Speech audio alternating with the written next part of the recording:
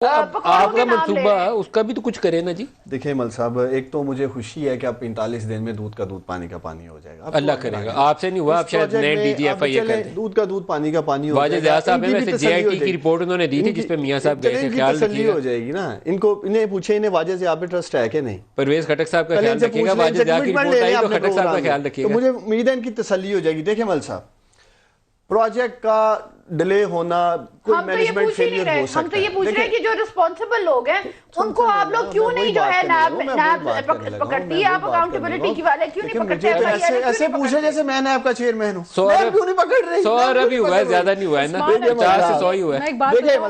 बेहतर ये होगा कि मैं एक्सपेक्ट करती हूँ कि जो यंग पॉलिटिशियंस हैं, जो नए फेसेस हैं, उनसे ये तवक्को रखती हूँ कि कम से कम गलत चीज को मैं बात कंप्लीट करने देंगी तो मुझे पहले अपनी लाइन कंप्लीट करने दें, फिर आप लोग उस पे बात करें। पहले बात सुनिए। देखिए दो चीजें हैं, ईमानदार के ऊपर तो करप्शन का इल्जाम कोई नहीं है, कम से कम आवाज तो उठाए ना। देखिए मेरी बात सुनिए, आपके ऊपर तो इल्जाम कोई नहीं है मल साहब। इसमें भी दो चीजें, ईमानदार के ऊपर तो इल्जाम कोई नहीं है, तो ये तो आवाज उठाएं कि जिसमें करप्शन। देखिए मल साहब, इसमें भी दो चीजें हैं। एक है प्रोजेक्ट का डिले जिसकी बात की जा रही है, जिसमें कॉम्पिटेंस का इशू हो सकता है जी कि इनसे बन नहीं सकी या डिले से बनी है। दूसरा जो बार बार करप्शन कर रहे हैं, इसमें आपका एशियन डेवलपमेंट बैंक इन्वॉल्व है। उस पूरा प्रोजेक्ट उसकी ओवरसाइट मौजूद है, बॉडी मौजूद है जो देख रही है। करप्शन अगर हुई भी है, एक लाइन में ये है कि अगर किसी ने भी करप्शन किया इस प्रोजेक्ट में तो सबको पकड़ने की जरूरत है। मैं किसी का दफा नहीं करूंगा।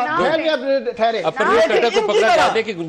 इनकी तरह कम से कम टॉक शोज में बैठ के जैसे ये अपनी लीडरशिप का दफा करते हैं, जो कि सर्टिफाइड करप्शन सामने आ चुकी है, ये देखें। हम नहीं दफा करेंगे, हर एक